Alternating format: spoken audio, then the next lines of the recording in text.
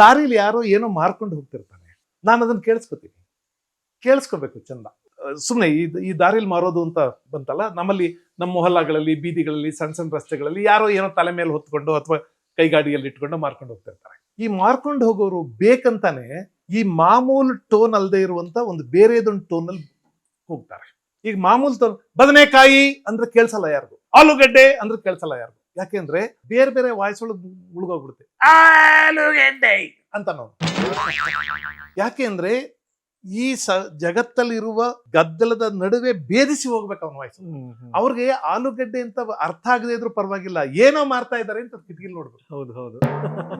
ನಮ್ ಕಡೆ ಅವಾಗ ಸ್ಟೀಲ್ ಪಾತ್ರೆ ಮಾರಕ್ ಬರೋರು, ಸಾಮಾನ್ಯವಾಗಿ ಸ್ಟೀಲ್ ಪಾತ್ರೆ ಮಾರೋರೆಲ್ಲ ಕೂಗ್ತಾ ಇದ್ದಿದ್ದು ಒಂಥರ,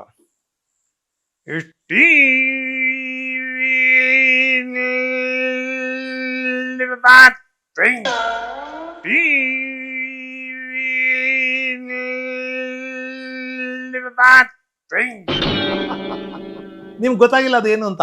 ನಾನು ಸ್ಟೀಲ್ ಪಾತ್ರೆ ಅಂತ ಹೇಳಿದ್ರೆ ನಿಮ್ಗೆ ಗೊತ್ತಾಗ್ತಿರ್ಲಿಲ್ಲ. ಕರೆಕ್ಟ್. ಆದ್ರೆ ಅವನ ಉದ್ದೇಶ ಏನು ಅಂದ್ರೆ ಈ ಸೌಂಡ್ ಇದೆಯಲ್ಲ, ಇದು ಇದೊಂದ್ಸಲಿ ಕೇಳಿಸ್ಕೊ. ಈ ಸೌಂಡ್ ಯಾರಿಗೋ ಗೊತ್ತಾಗ್ಬೇಕು.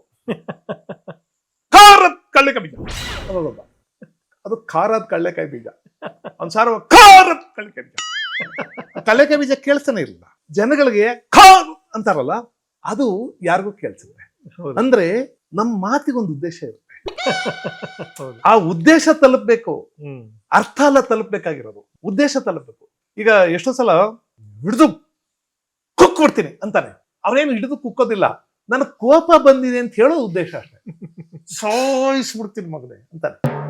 ಎಷ್ಟು ಕೊಲೆ ಮಾಡೋನು ಇಲ್ಲಿ ತಲ್ಕವನು, ಅದೇನು ಅರ್ಥ ಅಲ್ಲ, ಸಾಯಿಸೋದಿಲ್ಲ ಅವನು ಯಾರನ್ನು.